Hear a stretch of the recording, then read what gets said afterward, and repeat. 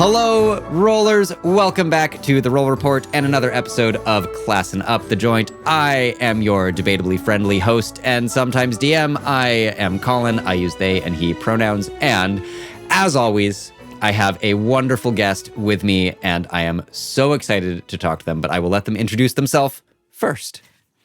Hi, I'm Quinn. I'm an independent game designer based in Colorado. And I use they, them pronouns. I'm still very new on the whole, tabletop RPG scene, but I'm hoping to come in with a big splash. Yeah. I mean, you say that, and yet I'm like, I feel like there have been at least small ripples and splashes already that I am aware of, and I am really excited for the very, very big splash. However, before we dive too deeply into that, Quinn, one, thank you so much for joining me. So excited to talk to you. Thanks for having me. Absolutely. And two, where did your TTRPG journey start? Did a particular game grab you at a time in life, at an opportune moment? What is the super heroic origin story? Well, ironically, I think I was doomed to be a designer from the start because I played around here and there with, playing D&D. I don't remember what edition it was. It was just sort of somebody was like, hey, I'm running a game. Come and join. It was like at a Ren fair or something. So, yeah. Awesome. Great place for it. Right. It was probably like 3rd edition because it was so long ago. But then when I decided I really wanted to play, I picked up GURPS. Mm-hmm. I don't know if you're familiar with GURPS. Passingly, I haven't gotten the chance to play, but someday someone will tell me that I have to, and I will. You don't have to. Okay. I'm going to really anger a lot of the hardcore GURPS fans that are in your audience there. There's probably at least a couple buried around there. We'll find out when they leave horrible, scathing comments or reviews, and then we can get into the online fights if we want. Absolutely. I'm going to make myself unpopular from day one. That's my goal. Yeah. So GURPS was the thing that kind of but was your entryway in, and now you have moved on to greener, GURPier pastures? Yeah, pretty much. What I liked about it was that it's a universal system. For those who don't know, it stands for Generic Universal Role-Playing System. And it is about as clunky as that name. But it does have, a special place in my heart, especially being my first one. But I was attracted to the idea that I could do anything with it. Whereas, D&D, the whole fantasy thing is fun. And there's lots of other systems out there that are also a lot of fun. But I liked this idea that, it was limitless. Yeah, totally. Like D&D and some others, there are so many more restrictions as kind of intended as creative boundaries. But when GURPS and some others, I think Sagas is very similar. Like you just have this wide open playing field to do whatever you want. Right. And that's both a strength and a terrible weakness. Sure. Terrifying kind of to me. I show me a completely blank canvas and I'm going to walk right out the door and go find something else. But a canvas with 2 or 3 lines already filled in. I'm like, I can work with this. Right. Yeah. Absolutely. You as a designer, as far as I'm aware, there have been several designs already, including Black Friday and Scorched, and our very exciting upcoming Heliosail. Where do you draw your inspiration when you're trying to think of a new game, and either specifically for these ones that I mentioned, or the general kind of what other media or your own imagination? Where do you pull from? I think with each game it's kind of different. With Scorched, that was the very first game that I ever wrote, and it is up for free on the various places you get games, in part because it shows some flaws, being my very first game. But I am very proud of it. The inspiration from that was the massive wildfires in the Pacific Northwest in 2020. They got very close to where I lived at the time, and I lived in Oregon at the time, and a little village just outside the town I lived in just completely burnt to the ground. Yeah. And when I moved out, I actually had to drive through this area. The sky was orange, like the apocalypse had come. And so I was walking around in the ash with my mask on, and that's a lot of where the inspiration for Scorched came from, where the idea is that you are exploring a wasteland that has been forever changed by fire. Yeah. And I was trying to throw in a little bit of kind of where my imagination was going as I was walking around. And also, of course, it was 2020, so no one was out on the street, which just sort of made the whole thing all that more eerie. It really did. Am I right? That was kind of after like the lightning strike fires that had hit California. Because I remember a very similar sort of like, I woke up one day and was like, what time is it? It looks dark. And I look out and you just can't see the sun through this like yellow orange haze of wildfire smoke from everything right around us. Yeah, I think it was around that same time. I don't quite remember like what the order was. August, September, something. Yeah. Time was a meaningless soup that year. It really was. But it was definitely probably August more so than September, because I remember we went camping in order to try to escape it. Yeah. Yeah, absolutely.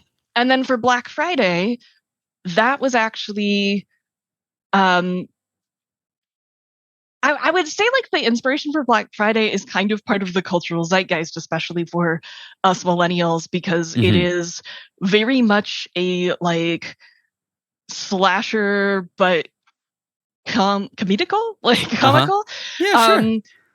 Because the idea is it's like sort of like fighting your way through a zombie horde, but you're doing your Black Friday shopping. So all the zombies are other shoppers. And that one's powered by the apocalypse. So it's pretty easy to pick up and just start using. And the map for the game is just your local mall map. Like I tell you, like go and download the map for your local mall. Sure. Here's how you adapt it for the game, and then you go play. Which I think is fun because then it's sort of unique to everybody who picks it up. Yeah. But inspirations for that are there's the zombie Black Friday thing has been done before in a few ways. Sure. But I think it's still very amusing. I styled the whole thing of like mid 2000s. So kind of the same era as like Shaun of the Dead, for example. Yeah. And totally. The graphic design for it is all trying to mimic like 2005 through 2007 web pages. So if you look at the PDF for it, like it looks terrible, but on purpose. Yeah, totally. And our regular listeners will know all the links to these things will be in the show notes, but we will have many more times when we're going to say exactly where you can find these. Like that one also like really hit me because to me, there's a similar kind of apocalyptic feel to how many malls have now been abandoned. Like I am in the Bay Area, and the Westfield Mall in San Francisco, which was full completely until about 2018, is now just basically defunct and entirely empty. And recently I've learned it was the group of artists in like, I want to say on the East Coast, who just built an apartment inside a mall and like lived there successfully for years. So why not? Why wouldn't you? Yeah. You mentioned kind of feeling drawn or like initially pulled towards game design. Like, I think the question I have is just like, please tell me more about that. Like, what is it about designing games that feels like so compelling to you, and why you've focused more energy on it in the last 4 years? Well, or maybe longer. It's been longer than that. Yeah. Okay. Well, it's kind of a mix of things. So, I think part of it is that there's a certain magic that comes from just being able to pull people into a world of your making. Like nothing feels better than having this world in your head and then like bringing it to the table and seeing it come to life. And I think anyone who's ever done any DMing already knows that feeling I'm talking about. And game design is just like a stretch forward from that.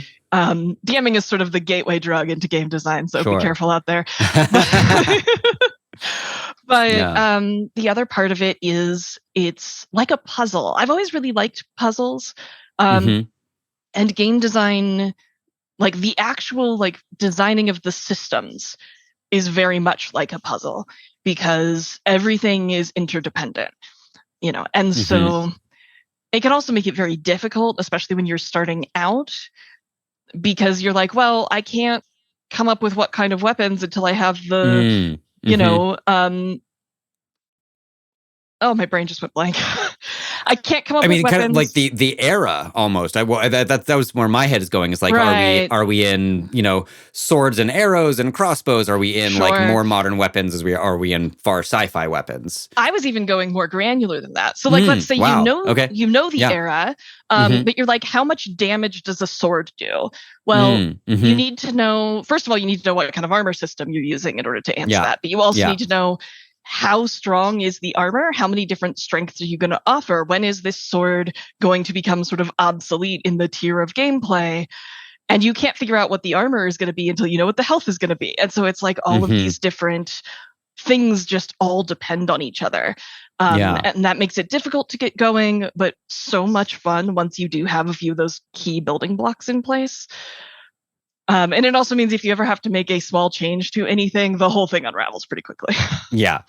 Well, like, you know, when everything is that interconnected, like pulling on one thread is like, it's the one magic thread that unravels the entire sweater. Right. You know? Yeah, totally. That makes me want to ask if you have, I maybe it's different for each of these three games that we're talking about, but like, what is the first thing that you try to decide beyond the basic concept of, you know, Black Friday zombies, Wildfire Apocalypse, and what we'll get into with Heliosail. But like, when you are looking at the actual mechanics, do you have a specific thing that you like to start from? I mean, it really just depends on the game. Sure. Like Scorched, for example, is card-based. And there's no like classes or weapons or anything like that. It's really just like a card-based exploration game. And so that threw out a lot of those design problems from the get-go. Yeah. And with Black Friday, because I was doing Powered by the Apocalypse, a lot of that had already been solved for me, which is fantastic. If anyone out there is looking into getting into game design, start with a system that's already been built. Don't build your own system. And I know you're going to ignore that advice because that's exactly what I did, but you know, just there's a reason that's the advice. Yeah. But with Heliosail, the first thing I came up with was what the character classes were going to be, you know, because then you kind of narrow down like what you want your play styles to be, and then that determines what mechanics you need to build out. Cool. Okay. Yeah. No, I think that makes sense. That that's a really interesting way for me to think about it. As a longtime DM, so far not dipping toes into designing so much, I feel like I would get tripped up immediately in these interconnected mechanics that we're mentioning if I was to design it from scratch before I'd even get to like, how do I want my players to interact with this game? What do I want them to be doing? Right. Yeah. And that's really the first thing you have to ask yourself. You know, it's like you have to have these grounding questions in design, not just game design. I think all design is like this. You have to have like what your guiding principles are going to be, especially because what we call scope creep is very real. So, you know, real. Yes, you have to like tell yourself, if I'm making like a narrative story-based game with very light mechanics, you have to constantly stick to that. And no matter how good the idea is, if it violates that principle, you have to prune it and just save it for something later. Yeah. And so like thinking about that player experience from the get-go is probably one of the best things to do. And then of course that, you know, gets into like, what are your different play styles you want to present them with? Yeah, totally.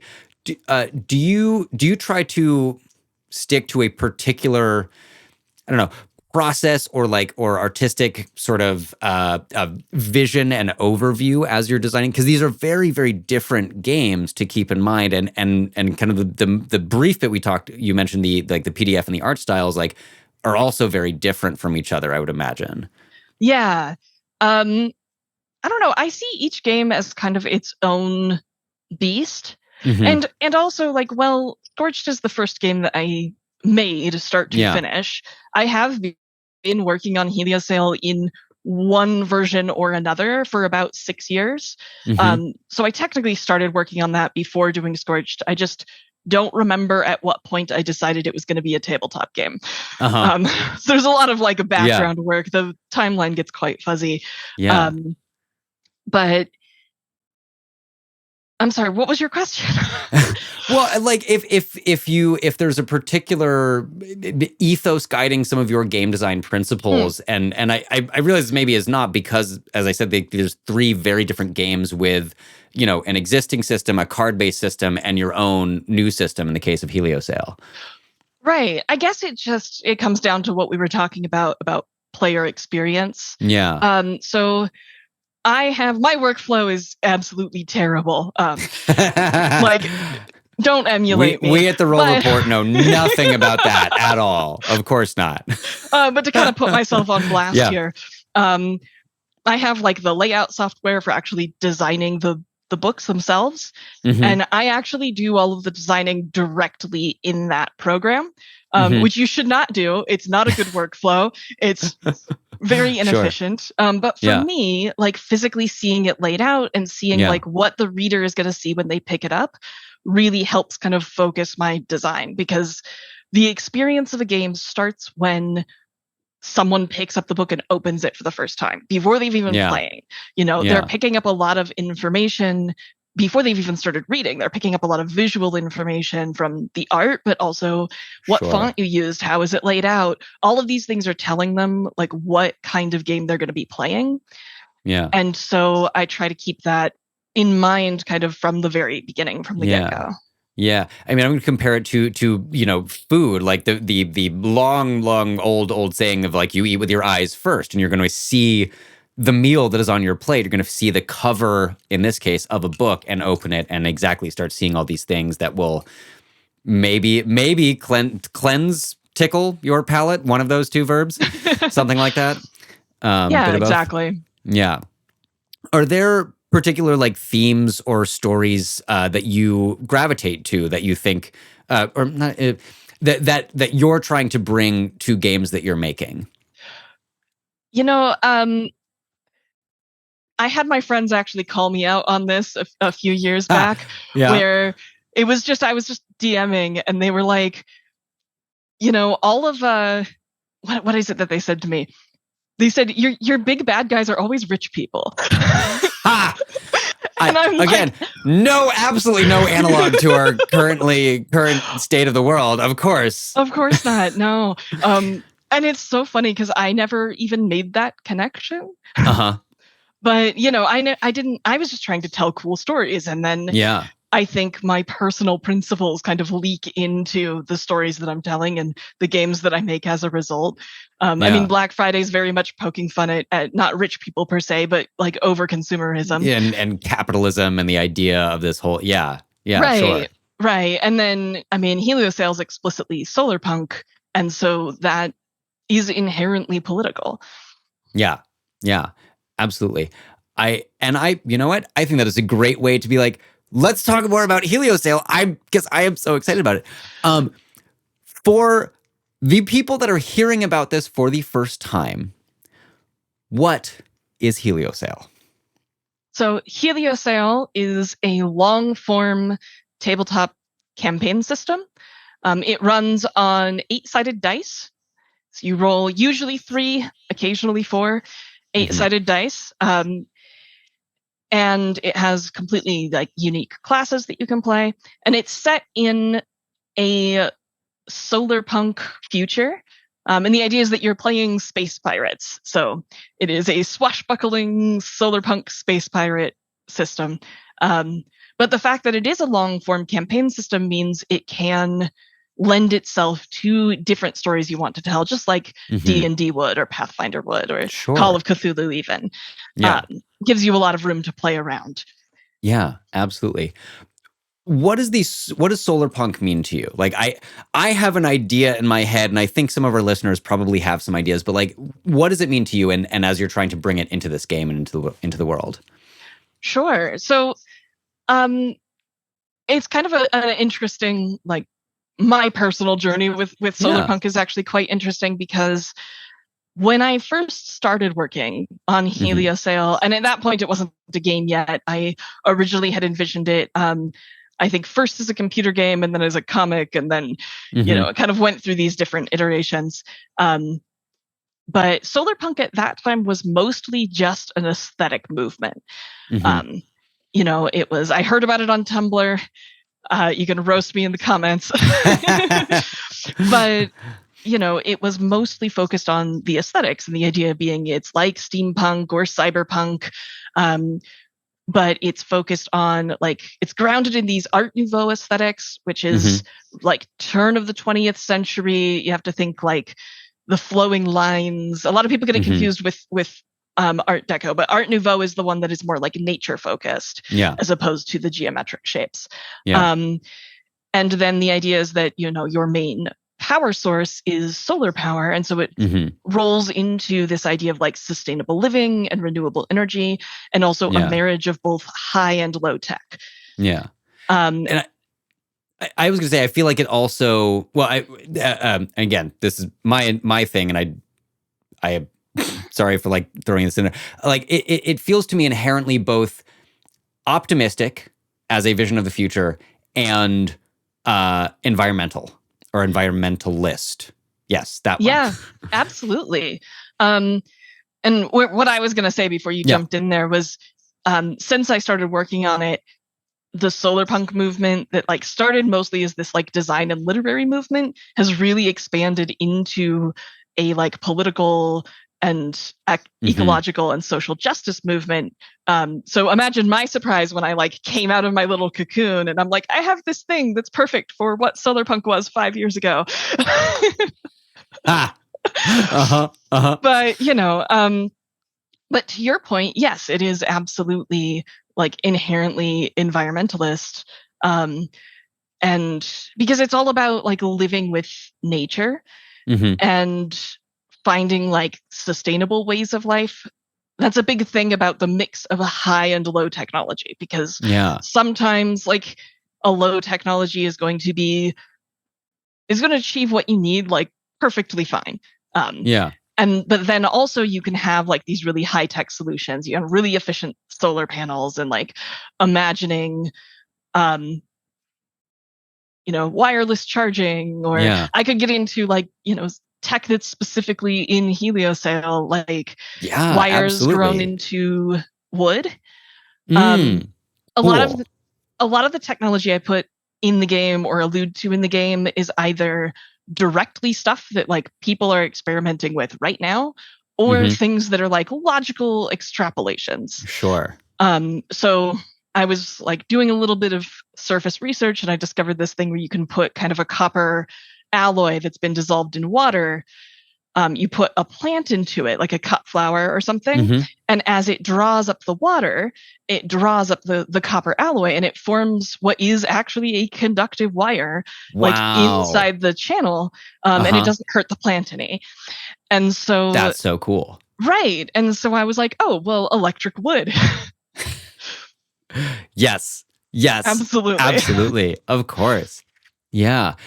How did you land on an RPG being the right form of Heliosail if it kind of went through these stages of video game to comic book to novel to RPG? As it might have been. Yeah. What is it about turning it into an RPG that felt like the right way to tell these stories to you? Well, I really originally wanted to make a kind of point and click adventure PC game, kind of similar to The Adventures of Monkey Island and that kind of stuff. And my concept for it was I was going to have kind of this core cast of 5 or 6 characters, each of which ended up becoming one of the character classes that we have. And then it kind of gives you replayability, because you can play the same level but as a different character, and you have a completely different set of skills for solving the problem. The problem is I don't know how to code. And in theory I'm willing to learn, but I just get so overwhelmed. And also I feel like it's you really kind of have to do it by the book if you learn how to code. I feel like you really have to start with here's how I print hello world. And I'm way too impatient for that. So I'm like, you know what I do know how to do is I know how to write. So I'll just make it a pen and paper game. And then from there, it was very easy to go, well, instead of having these pre-made characters, we should just let people make their own. Yeah. does it have the same function of having a GM or DM who is shaping the story that we're all telling together? Yes, absolutely. Yeah. Was that a large leap from a solo adventure game or solo written game to no, actually this is going to be a table and we're going to bring the collaboration and the storytelling to everyone involved? Not really. Mm-hmm. I think the idea of trying to make a GM-less game actually seemed more daunting to me. If you're going to be doing it like around a table where you're dealing with all the curveballs that players want to throw at you, right? Mm-hmm. And so it doesn't work really the same way as like a video game where you could just program in like what the constraints are and people just have to live with it. Right. And so, I kind of needed a GM just because I play those games. I understand how that works. Yeah. But also it solves a fundamental design problem, which is that for every feature that you put into a game, someone has to manage it. Like for every mechanic, somebody has to be managing that. And that person could be you as the designer. You could do it all on the back end so that it's really streamlined for the DM and the player. Or it'll be the GM managing it and holding that in their mind with everything else they're doing. Or you offload it to the player. So very broadly speaking, you as the designer have created all of the like mechanics and these sort of set rules, and then the GM is responsible for interpreting the rules and dealing with situations on the fly as they come up, and the player is responsible for their own stuff. Like you have to learn what your character does. We hope you do. We hope that that's what you're doing. Now, having seen many of the horror stories lurking the subreddits, I'm like, clearly some people's interest. It's amazing. Oh, thank you. Well, and I'm like, there's so many more. I am so amazed at. I mean, one thing Reddit has taught me generally is like the wide disparity and variety in people's approach to what like learning a game means or running a game means, and the lack of preparation or over preparation that might entail for some people. Right. Yeah. But yeah, my point was like, for every feature that you introduce, someone has to manage it, and having a DM in the mix, like, is a nice halfway point. Like, you can hand that labor off to someone when you need to. You shouldn't, as a designer, you shouldn't offload all your work onto the DM. I think that's kind of a dick move. But but, totally. Some where it's fair. Yeah. This is maybe a very overly broad question, but like, what to you, what is special about Heliosail that kind of sets it apart from other RPGs? Like either special mechanics or like really like how much you have put of yourself in your own stories and desires and want to get those things out in the world. Like, I'm the most biased person you could have asked this question. Well, I mean, this is why I'm asking, right? Like like we were talking about, like someone's going to pick up this book and they're going to look at it and they're going to go, this thing is special. I want to play it. Like, what is that thing to you? I mean, the honest and sappy answer would be that I've just poured my soul into this game. Yeah. So that is a valid answer with a creative project, for sure. I do not want to diminish that in any way, shape, or form. But as far as kind of what might make it special to someone else, I think I've put a lot of effort into kind of building out what this world is supposed to look like and making it something that is going to capture imagination. It's more unique than a lot of the fantasy games that you see. And I'm not knocking fantasy. I play tons of D&D. Like, I love a good fantasy story, but there's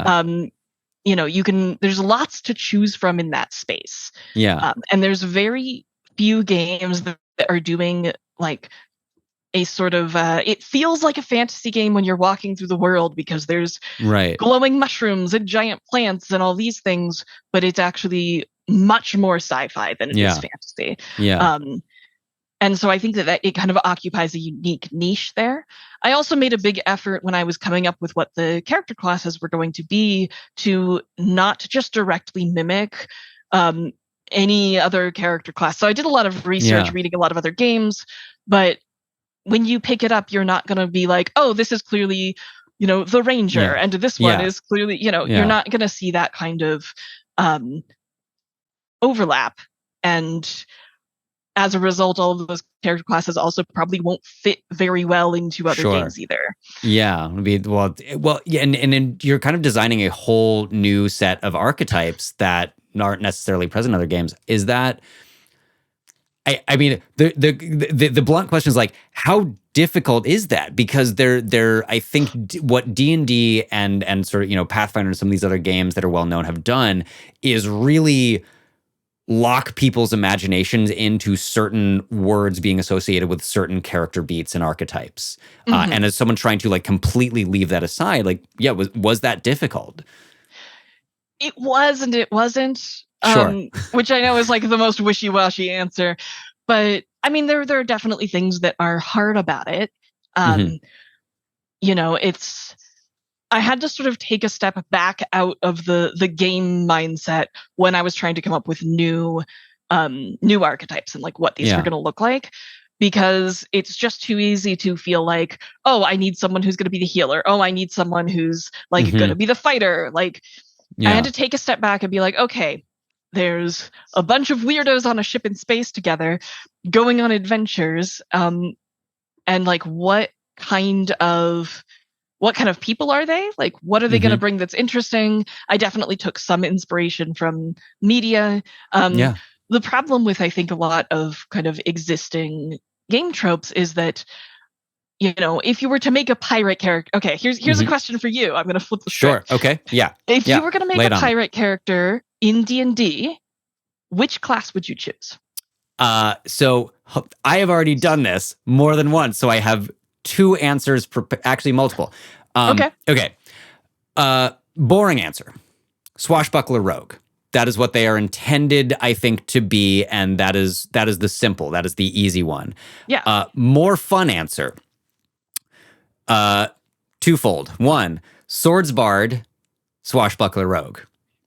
You really get more flavor. You bring in sort of like kind of the idealized stereotypes and tropes of the more musically inclined pirates and things.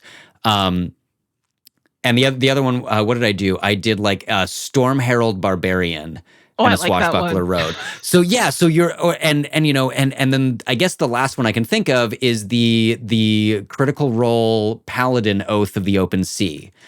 Which I think is designed to be like a similar, like the noble pirate who is deeply, deeply attached to a sea deity of some kind. However, none of those are like really, really fully satisfying. They're a lot of fun, but they're not a pirate. Right. And even if you do consider them a pirate, I did notice that swashbuckler rogue was in at least 3 of those answers, which was kind of my point. If you want to make a character that is fitting this kind of role, you really only get one type of pirate out of that. Yeah. And I'm making a cast of different pirates. Right. So, I was like, okay, we need the face of it. We need the like dashing rogue who's the one that is useless but talks himself out of every problem they get into. And that's definitely one type of pirate, but that's going to be very different from, your mysterious like career pirate who has this connection to this deity or like has made some sort of deal with a weird sea demon. Those are 2 different people. Right. But in D&D, if you want to play a pirate, you kind of have to like you have one sort of real character option, and then you kind of have to sort of flavor around it, Yeah. I mean, because I know someone is going to have this, leave this exact comment, is like, well, I mean, I think my answer is from a very mechanical perspective and like really strictly trying to directly translate those things. And having said that, there is no reason why you can't be like, no, my Battlemaster fighter is a pirate. That is who they are. That is the person they are. But mechanically, there's this other thing that doesn't really have anything to do with piracy, Absolutely. or a wizard, weather wizard. Who the fuck knows?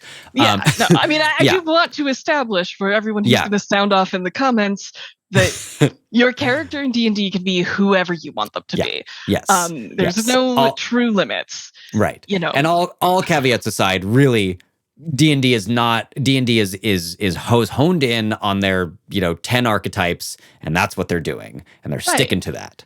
Yeah. You know, so in trying to come up with other ones, like I said, I had to kind of take this step back and try to imagine like who these people are rather than what niche I wanted them to fill. And so that's kind of the angle I tried to like pull from. And then later I sort of, in figuring out what their core abilities were going to be, that's when I started bringing in like what utility are they going to serve the party. But I had to start broader than that because otherwise I would just get stuck back in those like 10 archetypes, which I love quite a bit, but it's, but when you're purposely trying to do something else, it's exactly purposely do the other thing. So I feel like that leads me into like, what archetypes did you create? What are as many spoilers as you want to give our listeners, because obviously listeners, you should go buy and back and support this game because you're going to love it. What characters can someone be in Heliosail? There's 5 archetypes. And before that, I want to jump in and say, like, the base rules for Heliosail are free. You get the full color, like, PDF for free. It's up on DriveThru and Itch.io. So there's, like, almost no barrier to giving it a try. You just have to be able to download something. I think most of our listeners can do that, but most of our listeners should know we like supporting awesome games by independent game designers, and so you should also do that. But that being said... Right. So there's 5 archetypes. I'll list them all and then I'll talk about them. So there's the Astromancer, Bioscientist, the Card Sharp, the Courtier, and the Engineer. I actually remembered all 5. I feel like I always forget one, even though they're my children. I'm like, I don't know. Yeah, no, totally. So the Astromancer is... for lack of a better term, or to use terminology that your listeners will be familiar with, the Astromancer is effectively a space wizard. So they have a lot of abilities that are very reminiscent of biotics from the Mass Effect games. So it's all these like physics-based abilities. Sort of the lore of this archetype is that they were touched by the other universe called the Nether. And what the Nether does is, the idea is that our universe collided with the Nether, and now you're getting weirdness from where everything's kind of crossing over. And this allows room to play with kind of seafaring, supernatural elements. I feel like pirate lore always has these like supernatural elements, these like witches' curses and Davy Jones' locker, and all this stuff. The sea as an actual personified entity that can take revenge. Yeah, totally. And so even though like I was trying to lean into a sort of believable sci-fi, you need that supernatural element. And so I brought that in with aliens. Cool. Feel free to call me a cop-out in the comments. But so the Astromancer has been touched by this other universe and can use the physical properties of either one. So the idea is you're bending physics because you're applying the laws of the other universe to whatever it is that you are manipulating. I love that. It's the only one that has like subclasses in a meaningful way. There's kind of 4 different categories of abilities. And you can actually use all of them, but it's cheaper to use ones that are like in the subclass you chose. And so I love that one. They're like supposed to be undead in my imagination. Of course, your Astromancer could be whoever you want. But the idea is like they've been changed in some way by this experience that they've had. And that's what gives them their power. The thing I wanted to say about the Astromancer is I really wanted to avoid the squishy wizard trope. So I purposefully went against the grain, and they are just like an absolute beast. Like they're like high body, like there's kind of 3 like core attributes. There's body, mind, and social. So Astromancers are like very high body, and they can also use their HP to fuel their abilities. Cool. I love this. You can turn them in squishy if you want to, if you see a benefit to it, but they will start out not being quite so. Right. So my hot player tip for anyone building an Astromancer is don't build them squishy. You will have a bad time. Yeah. And then bioscientists they're a healing and terraforming class. So in the language of D&D, they are your like cleric / sorcerer mix. They do like battlefield control and general support. And so they cast their abilities using a physical device. I call it the FAE device, which means forced adaptation encoder. Cool. And basically they like load these little like glass capsules into it that then affect the change. So you have to plan ahead. You have to like either buy or make the packages that you're going to want to use. Right. And so kind of almost like using spell scrolls, you kind of have to decide what your kit is going to be kind of during your off time. Cool. Quick side, how many horrible acronyms did you have to invent for this game? I tried to keep those to a minimum, but I feel like naming things is always the hardest. Horrible was a judgment call. I didn't really mean just like I'm just imagining like naming NPCs and things in my own games is always one of my hugest problems of just like, oh, I don't know. It's Bob. I don't know. Yeah. Anyway. I totally should have made an archetype called Bob. Bob's just a guy. It's just a guy who hangs out on the ship. It's just a dude. Not really good at that much, but can kind of do a lot. Yeah. Yeah. Anyway. Sounds like you're a bard who didn't try hard enough. Yeah, totally. Absolutely. So the Card Sharp is probably, it's so hard to pick a favorite, but I'm going to go out on a limb and say that the Card Sharp is probably my favorite archetype. It's also the last one that was added to the game. And it's sort of a gambling archetype. So the idea is that this archetype's operating on almost a meta level. Every time you, as the player, roll a pair of numbers, regardless of the roll's success or failure, you accrue a point of gambler's luck. And you can spend that later to manipulate your rolls or get an automatic success or kind of do all these different things with it. Yeah. And that's very much a high social class, sort of, your sleazy, not necessarily sleazy, but in my head, you got the greased back hair and the fast talker and always flipping a coin. Oh, yeah. Yeah. Very smooth. Very smooth. Yes. The courtier. The courtier's the archetype that went through the most changes over the course of the game, and was also the first one, ironically. Yeah. I feel like that in my head, then that kind of makes sense for it being the one that's received the most editing and changing, because the overall idea and the shape of the game and the design will have changed so much by the time you kind of circle back to it. It was also a hard one to get right. Sure. So the courtier is like your pure social archetype. So their job is to be the face of the party. They do kind of fill sort of that bard role of being charismatic. But their core utility is that they have like a contact list of powerful people that can do sort of these set favors for you. So you can be like, even if you can't do anything yourself, you can be like, oh, I know a guy. Yeah. That's the I know a guy class. But I love that. But it was tricky to get right. Like all the way back in the beginning, I had a full reputation system with a courtier, had an active reputation that they had to juggle with each one of their different contacts. And I loved the concept of that. But it just, when I was streamlining things, I'm like, this is too much work to keep track of. If it's not going to be applied to everyone or to like kind of the crew as a whole, it seems like it's either the DM or that player is going to have 25, 30% more work to do just tracking that sort of thing. Yeah. So as much as I loved that idea, I tried a few different iterations to try to make that concept work in some way. And ultimately just had to scrap the whole idea of a reputation system. And instead, they just have this address book. You fill it up with NPCs as you go. So you'll start the game with at least one. And then as you meet people, you get to kind of pick what niche they're going to fill for you, as long as it makes sense for their character. Yeah.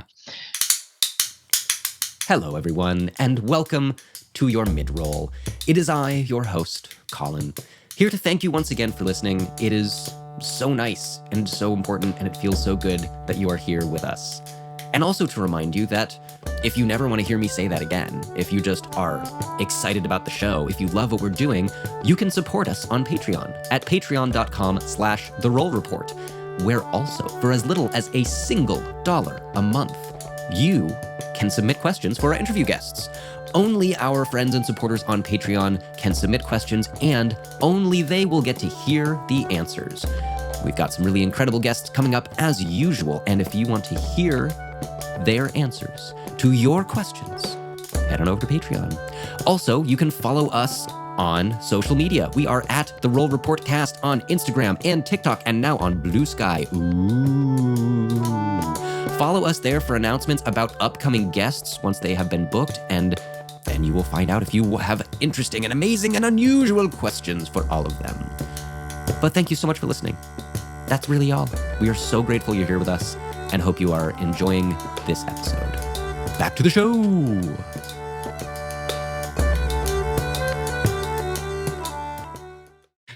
Now, in my mind, courtier kind of has... the word has associations with, feudal nobility almost. And I think if I can articulate this question properly, it's like in Heliosail, if you are choosing to play this class, does that also kind of automatically confer a background of some amount of wealth and privilege in your past history, or not necessarily? It doesn't have to, but the origins of that are definitely in there. Yeah. So I try, when I'm like giving examples for the archetypes, but also for like how to use, because there's only 3 attributes, which is very different from D&D, which is where I'm assuming most people are coming from. I try to kind of give several examples to give people an idea of like how to use this. So I think for the courtier, my example is like you could be a politician, like really very up in, or like someone of the upper class, like really moving in those circles, but you could also be like a slick salesman. There's different ways to like use this skill set. So I would almost say like the most wholesome one I can think of is like community organizer, a successful community organizer. Yeah. So kind of lean into the optimistic side of this potential future. For sure. But the that sort of upper class vibe is very much like part of the courtier's history. Yeah. Because originally that was like the first, not only the first like archetype I built out for the tabletop game, but it was like the first character that back when it was a computer game, like I had a firm idea of like who she was. And she was like, I'm going to totally spoil the video game I'll never make. So the idea was that she's like a politician's daughter, and you as the crew of pirates like kidnap her to try to like get a bribe. And then she's like, actually, I'm really mad at my father because he didn't give me the Senate seat that he promised. So I'm just going to join you and you can use all of his money.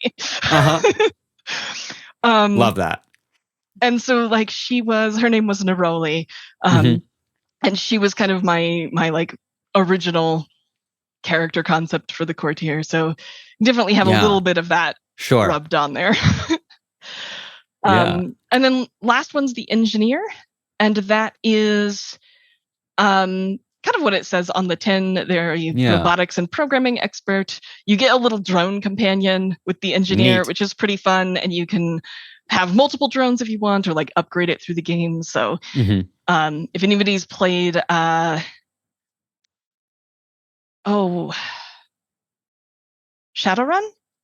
I think it's Shadowrun, where you get to play like, I forget what the class is called, but there's like a robotics expert that gets a little drone friend. Totally. Cool. I love that. I mean, that one kind of really seems like it says it on the label what you're going to get to do, which is great. It's not at all a bad thing. So one of the other kind of main differences I would say from Heliosail is that it has skill-based progression of your character rather than level-based. There's less like, here's your XP and doing the thing.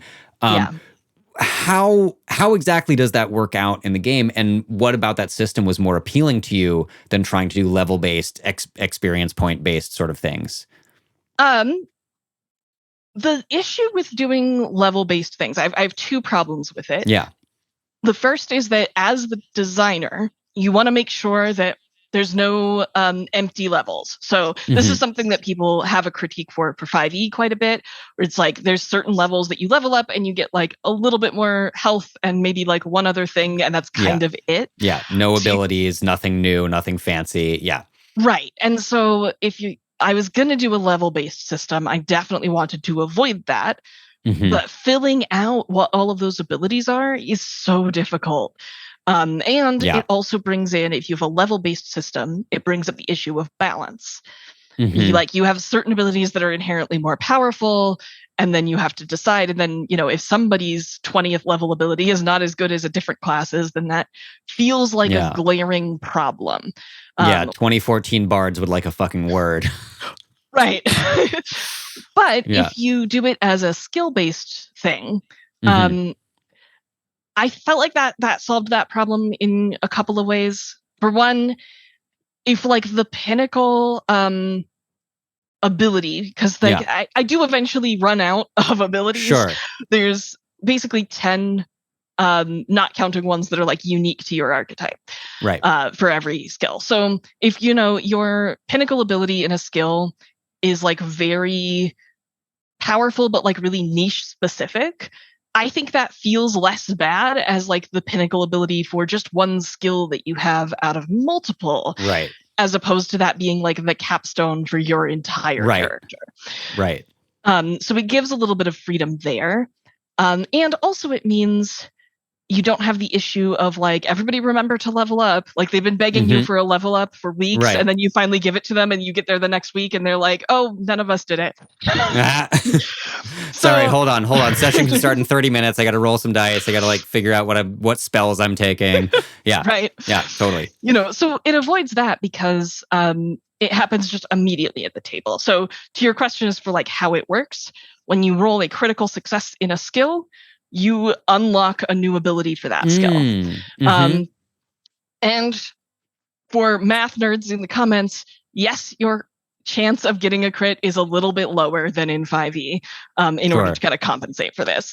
But yeah, when you roll critical success, you get a new ability for that skill. You also improve that skill by 1, kind of as part of that. And so cool. It just happens sort of immediately. And I provide a tool that for the min-maxers out there who want to like plan their characters ahead of time, I do provide a tool to do that. So you can write down like what trick you're going to take at each like level for the skill, so that you can like have it ready ahead of time. Yeah. But there might be a lot of like having a book open and flipping through it as you're at the table. Yeah, totally.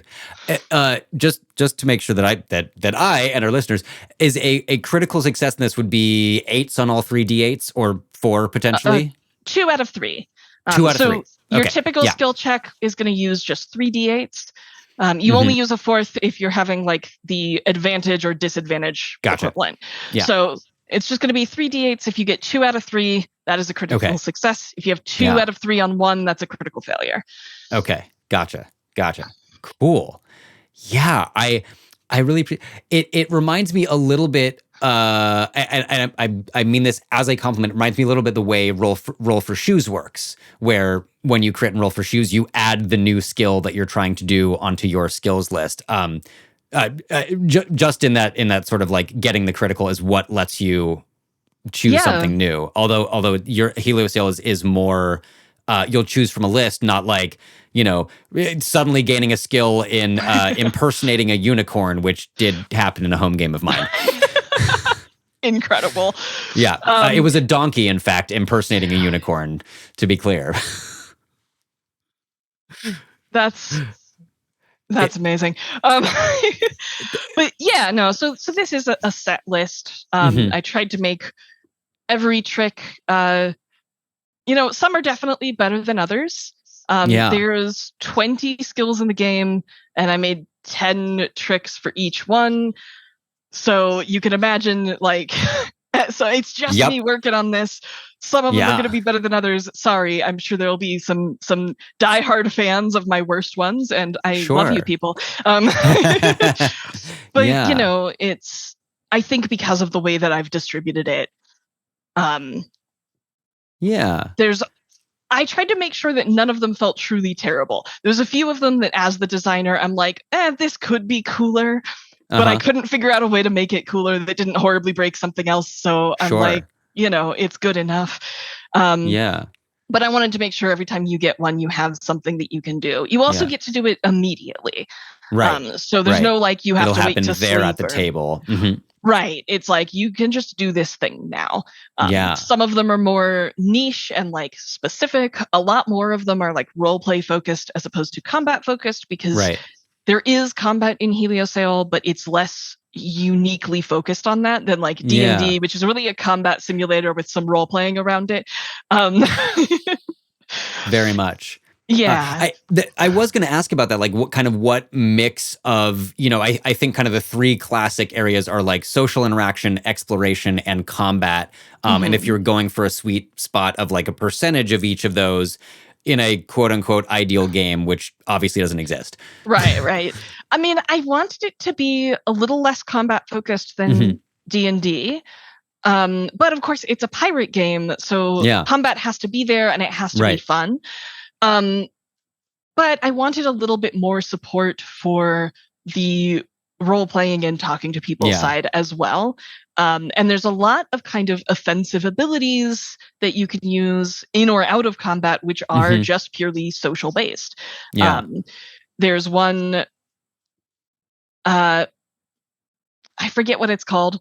But there's one where you basically give a backhanded compliment. So you're just talking to someone, like, in battle, but you could use it, like, as a like offensive battle ability. You like give someone this backhanded compliment, and then it makes them weak to the next attack. I love that. That's so cool. So, you know, I wanted to provide a little bit more mechanics for these sort of like fun social interactions. You know, one thing, there's not like a natural way to jump into it, but one thing I do want to talk about for Heliosail is the travel system. Because it is, like, all the travel times are sort of based on, like, a golden age of piracy, like sailing the high seas, right? So you're talking potentially weeks out alone in space, that your character is, like, out there with whatever other weirdos they've picked up, you know, for long stretches of time. And travel can be so difficult in these types of games. I think a lot of times it can just come down to a random encounter table, or, you know, just or a hand wave and an afterthought, and you're like, and several weeks go by. You doing anything? Exactly. No, great, you arrive. And in my mind, that is the worst possible outcome for Heliosail, is that hand wave. I wanted to avoid that because it is kind of a seafaring vibe, right? Yeah. And so travel is a huge component of it for your character, and I felt like I don't want people to just hand wave it. So I structured it into kind of rounds. So travel's broken up into weeks. Most of your journeys are going to be 2 to 3 weeks long, so it doesn't go on forever, but depending on what your characters do, you can have a really long journey. But each week there's like a handful of ship chores that have to be done, or there are consequences. And there's also a handful of other things your character can do, which either gives you buffs for when you disembark the ship and are off on your next adventure, or keeps your morale up, or like these different things. And so it's not quite as like crunchy as combat, but it's slightly more structured than just open role playing. And then it gives these, it sets up a multiple scenarios in a week for possible role playing. If the courtier is throwing a party, that is an entire role playing scene. That might be your whole night. You know, if somebody doesn't manage their morale well and has like a breakdown, that could be a really good like dramatic moment for the characters. So it kind of gives these options for like getting into character, having these little scenes, but it doesn't drag on too long. And for those people who are like really just in it for, the buffs or whatever. There is that tactical part where like, depending on what you do, you set yourself up for the adventure that you're going on. Yeah, totally. I mean, I love that. I think D&D relies on its tables of whatever you're doing on your way to the thing far too much. I think kind of older versions like hex crawl maps had some better ideas, ways to handle it. But like, I love this that it's actually baked into the game and will have consequences for players in the moment and in your next session. Yeah. Yeah. Anything to avoid that hand wave. Yeah, 100%. This kind of brings me to the question of like, how have you play tested and made the changes as you've developed Heliosail going on? Like, I think both, as the classes get modified, but like also just have you been able to test all of the mechanics to your satisfaction and assemble them into the version of the game that is released now? I mean, I have a long-suffering group of friends who I have like run a game for, and then I'm like, next session, I have changed these 6 rules. Sorry, we're doing this now. And thank you, Quinn's friends. Thank you for helping bring this game to light. Hopefully you will listen and you will know that we love you and we are grateful. Definitely. Yeah. It definitely would not exist without their incredible contributions. I've also gotten to like run tests for it. I have like a different D&D group I play with, and now I DM for them. But that's recent. So for most of the time, I've just been a player. And like when we had off weeks where multiple people couldn't make it, or the DM was out, I would like run a one shot of Heliosail and get to test it on some new faces, which was really good. And I got to, see how people use the character sheet and how I can improve it and see what people struggle with. The hardest thing has been getting people besides me to run it. I have managed to make that happen once or twice. It seems like it went well from what I heard, but I didn't get to be there for either of those times. And so it's just, I mean, and then you're kind of collecting some after reports and hoping they're detailed and like actually constructive feedback and not just, it was cool. Right. Yeah. And by the time those play tests happened, it was much later in the development. So I think I had seen a lot of the, issues early on. Yeah. But I understand. I think it would be really intimidating for somebody to like run a game and have the designer like sitting off to the side taking notes. Sure. Yeah. So, Is it, do you think that you're going to, will it have additions? Like you mentioned a couple of the tricks maybe not being quite where you wanted them, or like and having to pull that sweater thread if you're going to rejigger them. But like, is your intention that Heliosail 1.5, let's call it, this version that is out is the final and moving on to the next game, or will there be kind of like 2.0 in maybe let's call it a year or two from now, as you have gotten this feedback and gotten the game out more and been able to play test more and absorb feedback? There may be future editions. Sure. I'm planning a lot of support for the game, so I have a ton of adventures that are already partially written that I'm gonna like write up nicely and have for sale. I've got ideas for expansions in the futures. I've got tons of ideas for Heliosail, so it's not like I'm just going to drop this and then vanish into the ether. Yeah, totally. I'm planning to support this game for the rest of my foreseeable life, and put out content for it and like foster a community for it. There may be future editions as part of that. I'm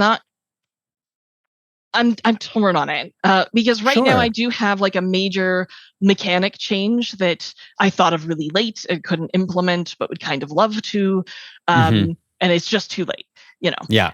And I'm sure there's a few other things like that on my wish list I'm not remembering right now, but none of them are enough yet to really like justify another edition. And like, I'm not WotC. I'm not going to be like dropping a new edition, every 10 years. Like, I will put one out when there's enough material that it needs one. For those that are curious, the change that I want to make right now, all the different skills are tied to a specific attribute. Mhm. And so the idea is, you have your set of social skills, you have your set of body skills, etc. The change I want to make is to have all the skills be attribute agnostic, and then let you pick what attribute you want to use it with. Interesting. If you can explain how. So there's certain things that'll be difficult to explain how. Acrobatics is probably almost always going to be a body skill. But, if you can explain how you're going to do that with your mind instead, then that could be allowable. Top of my head, if you can justify telekinesis somehow being able to move your own body, but like I don't know if telekinesis is a skill that people would have necessarily. Only for astromancers. There you go. Okay, but I think that makes a lot of sense though, because even if an astromancer is, as you mentioned, kind of like intended a relatively high body to avoid the squishy wizard. Right. If they're like, I'm telekinetic, you're like, great, that acrobatic skill can totally be using your mind attribute instead of your physical attributes. Right. And there were a couple of skills that it was really hard to place in one category or the other. And I had the problem that I think there's more mind skills than either of the other categories. I tried to keep them all relatively the same amount. But like, for example, there's no stealth skill. There is subterfuge. So that encompasses both, like, it's a body skill. It encompasses sneaking around, but it also covers a lot of other spy-like skills that are not necessarily body-based. I was going to say, I'm pretty sure I can make an argument for that being any of the three, depending on the exact situation, honestly. Yeah. Right. And so, like, it landed where it landed. And that is kind of where it fits fine there. That's where it needed to be. But, that's like one of those edge cases that had me thinking, like, man, it would be nice to play around with sort of freeing up these categories a little bit. But that's something I would save for a second edition. Sure. Yeah. Is there... I'm curious what your reasonings, thoughts behind currently having it just, the whole version of it for free to let anyone go ahead and grab, rather than either charging specifically for it, or doing a larger crowdfunding thing. Having said that, congratulations on Heliosail being part of GameFound's RPG party and getting access to more resources to crowdfund. Absolutely. So to clarify for listeners, the crowdfunding campaign is for physical prints of the book. Right. So the digital version is free, but if you want a physical print, that has to be paid for somehow, man. Like, you got to fork over for it. Yeah. Fair. And I am someone, honestly, I'm mildly annoyed at the PDFs I have of some games, because I'm like, but I want to hold it in my hand and be able to flip the page to the appropriate thing and not scroll up and down and try desperately to find it, And for Heliosail in particular, I think physical copies are pretty important, actually. Sure. Because of the way that leveling up works, and you're going to be looking at all of these different options for the skill that you just improved. Right. That's something that's just going to be so much easier if you have a physical book in your hand. Yeah. So here's hoping we can get the funds that we need to do that. Yeah. But it's to get back to your question. Yeah. The thought process about making it free. There were kind of two parts of it. One part is Solarpunk is kind of an ideology in a lot of ways, and it is an extremely anti-capitalist ideology. Yeah. And so I went back and forth on whether or not I wanted to charge for it, because I'm like, well, I mean, if you have to pay for it, that lowers the bar of that raises the bar of accessibility, right? You can't get to it as easily if you don't have the money or whatever. If you do pay what you want, you tend to statistically not get as many downloads as you would if it were free, and not make as much money as you would if it were just paid for. Right. And then, if I'm going to charge for it, it's like, well, it feels weird to approach this from this capitalist mindset, but then also that's the world we live in, and I of course deserve to make money off of my hard work. It's 6 years of it. Right. Yeah. Well, I landed on kind of emulating Paizo's model. So the base game is going to be free with all the cool art, so you can like get inspiration, and then I will make and sell modules for it, Right. and other supplements. Everything that you need to play the game will always be free. If I make like a major expansion in the future that adds a lot of stuff, that will also be free, because I will consider that like part of the base game rules. If I add like another, archetype or something, that'll be free. So that's kind of where I landed. Yeah. I'm like, this is a nice, like, it kind of splits the difference. I can still make some money off of it. But at the end of the day, like, the most important thing to me is that people play it and love it. Yeah. Yeah. I mean, I love that as very values aligned with myself and like many people that I have been playing and working with recently to, acknowledge that we live under capitalism, but do what we can to try to circumvent it while still needing to put food on the table and needing money to do so. Yeah. And if anybody does want to support the ongoing development of the game, I do have a Patreon. It's patreon.com/Heliosail. So you can support it there, and you'll get all of the like adventures and anything else that I make released to you for no additional charge, like as part of supporting me. Yeah. And hopefully our listeners will be doing so, because the game is awesome and you should be doing this. And maybe you'll even want a physical book. And all of those links will be in our show notes, of course. Oh, slight extended, shameless plug for the Patreon. I am putting out creatures right now. So I have what I've dubbed Monster Monday. I put out a new stat block every Monday. And those are like free to the public. So if you like are really interested in running the game but can't afford to pledge right now, you could just follow the Patreon. You'll still get that emailed to you every week. And I'm also putting out kind of more in-depth lore and also support articles for people who are like moving from Spelljammer or 5e, kind of comparing the systems, like how to kind of make that transition. And those go out on Thursdays. I love how thoughtful you are being and trying to guide people's transition towards this awesome game. I want to coach all the Spelljammer folks. Like, come to me. Yeah, I mean that, and like I Starfinder, which I think that's still a thing, right? And I think so. Yeah. Still, listeners may or may not remember the wonderful story about wonderful / horrifying story about 80. God, what the hell was it? Starheart. It will be in a future info dump. The long sordid tale of an 80s sci-fi RPG that was rewritten for some reason by TSR Games like 3.5, and they hired an actual Nazi to do it. Oh and no! If you want to hear the full story, tune in for the next info dump. It was wild. Michael Patrick mentioned like a brief bit of it, and then I started diving into a rabbit hole, and it is wild. Also it is a wild tale of white male egos. Unfortunately. I mean, I feel like that's just the backdrop to oh god, it totally is. It totally is.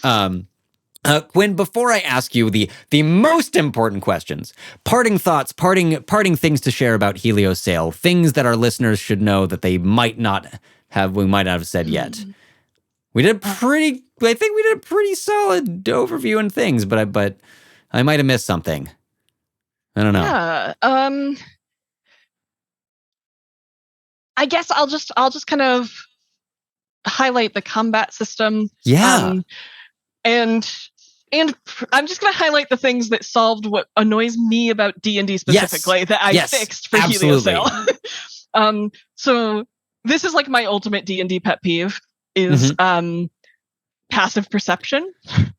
Like, how come when I'm asleep, I can sense that something's there, but like if I just like rolled badly, like I'm somehow less perceptive than when I'm asleep, even if I didn't like get a nat 1, right? Like that never made any sense to me. So I fixed it for Heliosail. You have your minimum perception, and you still have a perception roll, but you can never get lower than your minimum unless you crit fail. So if you're lower, then you just take your minimum and that's it. Yeah. Which, That solved my very specific issue. Honestly, I feel like that's just how we should be running D&D, really. I would strongly agree with you, because that just always drove me nuts. But the other thing is initiative. I know this is a common D&D critique, so this is definitely not just me. But it's like, because of D&D's strict initiative order, you get into a battle, and then let's say you rolled like dead last, you're just waiting for 10 or 15 minutes. And if you get distracted and you like look at your phone, or you go get a snack, and then you come back, and then suddenly it's your turn, and whatever you planned at the top of the round doesn't apply anymore. Heliosail does none of that. There is no initiative order.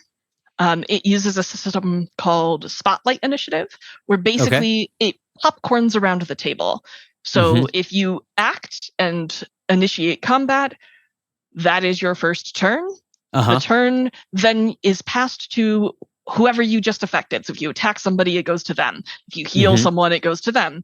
And it gets bounced around the table like this, so you can act really quickly. You can jump in, and there's various like details that are all outlined in the book, of course, like interruptibilities and things like that. But it basically means you are not like sitting on a plan for 10 minutes and then unable to execute it. Because chances are you are going to like get called in, and call for aid is an action that doesn't require spending an action. That's just something you can do. So if you're like, hey, I'm going to do something, tag me in, the other person could just do that and like pass it to you. Cool. Situation dependent a little bit. But so it makes combat a lot more dynamic and fluid and a little bit messy, but I think like in a good way, the way that a fight kind of should be, you know? Yeah, mess is good. Well, and I think to your point, like everyone has to stay a little more present and engaged, because you're not like, all right, well, I know that, with someone's initiative is 24, and we're just going to take like, three players, 5 monsters, and then, hey, I'm over here at 7. No, take it up. Yeah. Exactly. You do actually have to, not only do you have to keep up with what's going on in the fight, but you are rewarded for doing so. Yeah. Oh, I love that. Well, I, for one, am so excited to play this game very soon and get a physical copy in my hands. Having said that, the most important questions I can ever ask anyone on this show.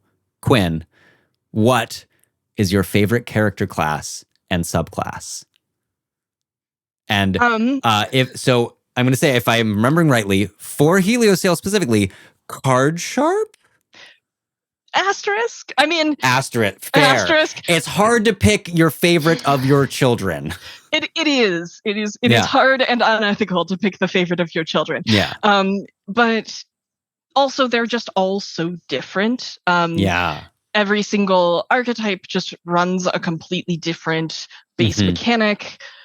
And so it can be really tough. I think card sharp for Heliosail is probably my favorite. I do kind of love...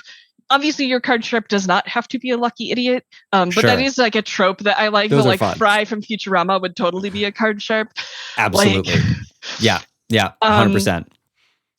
So that is always a fun trope. For 5e, I am kind of a paladin guy, honestly. Wow. Okay. I think it's a really fun... I really like it for 2 reasons. I think the play style itself is really fun. You kind of get that mix of like martial styles and also support and healing. But I also I really love the concept of your holy power that comes from conviction.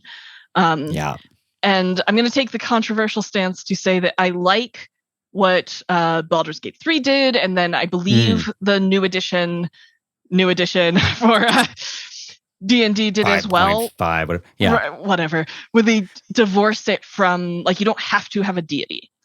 I know a lot of people were like upset about this change. I actually really like it. I like the idea that it's like your own strength of will from within is what gave you your holy power. And so it's like, it is the oath itself that does it. There's just something about that that like really calls to me. I'm all on board for that. My big complaint was what they did to Smites and how annoyed I am about that. Which Smites just kind of...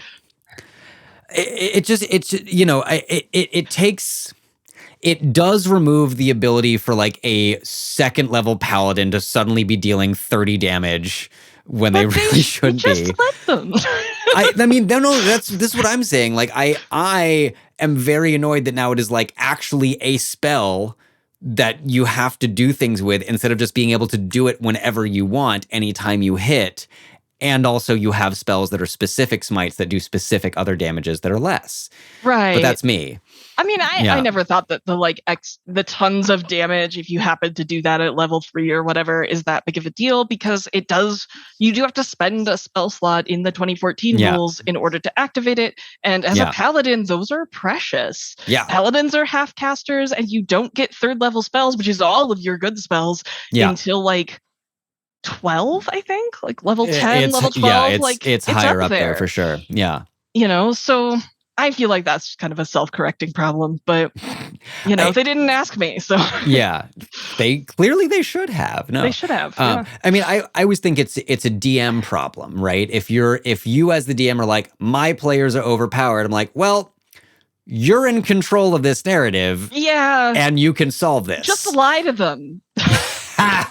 Just be like, oh, that didn't do as much damage. Or just like, give it a new resistance. Or lie to them, give your monsters more hit points, start picking off the other members of the party, so the paladin has to like go use their lay on hands. Like, there are so many ways around this. Seems like a skill issue. Or again, lack of imagination or lack of creative problem solving. And like, again, these are all things you can practice, but like in the moment, I understand it is sometimes hard, and sometimes you're just like, God damn it, my 2014 paladin player is way overpowered. But again, I think it's a bit of a lack of imagination. Yeah. Aside from the smites, though, I actually do really like the paladin changes that came with 2024. Yeah. In my quest to be absolutely hated by all your listeners, I'm going to take the controversial stance that a lot of the 2024 changes were good, actually. I mean, as we've kind of gone through most of the classes, and actually we haven't done like our full dive into paladins yet, I'm on board for a number of them, at least the way the base classes have changed. I'm a little bit more agnostic on some of the subclasses and what they have done with the ones that are released so far. And I haven't looked at all at what they did to Artificer that was relatively recently out. Or as of this recording. Or, it was supposed to be, but then all the covers got warped. Did you hear about that? I don't think I did. I've been ignoring anything that Wizards is trying to put out because I don't trust him anymore. Because it's hilarious. Fair. But yeah, no, that's been pushed back because there was a physical issue with the books where the entire batch had warped covers, and now they can't. Well, you know what? I hope they lose all of their money and drive more people away from D&D and towards cool things like Heliosail. But absolutely, it's me. But let me entertain you with a tragic paladin story. So please, I was playing my paladin character. His name is Anthony. He is very, very autistic, mostly nonverbal. And his mount, instead of being a horse, my DM gave him a Highland cow with the big long fur so that he could stim on her to self-soothe. And her name is Cleo, so it was Anthony and Cleo. I love that so much. And they're just the cutest things. And then we were in the final dungeon, preparing to go see the big bad. And it's a wizard tower. So every room is absolutely insane. And we step into this room that is just a giant lake. And we have to kind of step on these giant lily pads to get across. And I think we had water walk on or something like that. But Cleo goes across and then is attacked by fish, these piranha fish. Rude. Everyone knows you don't threaten the party's animals. Jeez. And I don't quite remember. I think there was also, we were fighting some slads as well. Yeah. So she got damaged by the slads, and then the fish all came, and the fish were eating her. And my poor paladin was trying to heal her, but he also has to save spells. He has one revivify because he only has one diamond, for the final confrontation. And we had a party member die earlier in the campaign, so that revivify is really important.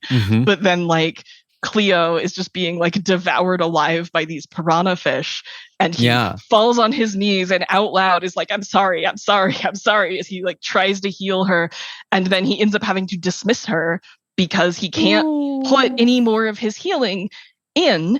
And then we did have a long rest after that. We managed to get a long rest. We had, I think it was like Liamon's tiny hut or something, where we were like, we're just going to camp in the middle of this dungeon. Yeah. Sometimes you gotta. But because of the way that the 2014 rules are written, it requires, it might be a level, it's at least a level 2 spell, I think. But it requires actually casting a spell to resummon. And like every single spell slot was going to be precious because we were going up against the big bad. And so he couldn't resummon her the next day after like he had to dismiss her in this horrible way. Poor Anthony. I know. So long story short, the 2024 rules allow you 1 free summon of your mount every day. And I think that almost forgives everything else they did. Yes. Honestly, yes. Yes. They should be slightly more familiar like and able to be dismissed in danger and resummoned without burning your precious, precious resources. Exactly. Oh, heartbreaking. I know. Poor Cleo. Again, rude, Quinn's DM, who hopefully will be hearing this, rude. Everyone knows you don't attack the mounts. Gosh. Jeez. Oh my goodness. Wow. Well, Quinn, thank you so much for joining me. Thank you for bringing Heliosail to us and to our listeners. Again, all of those links will be in the notes. But to say one more time, where can people find you and your games if they want to follow you and know what all is happening and going on? The best way to kind of keep track of what's going on with the game is to follow it on Patreon. Even if you're just a free follower, like that's where all the game updates are going to be.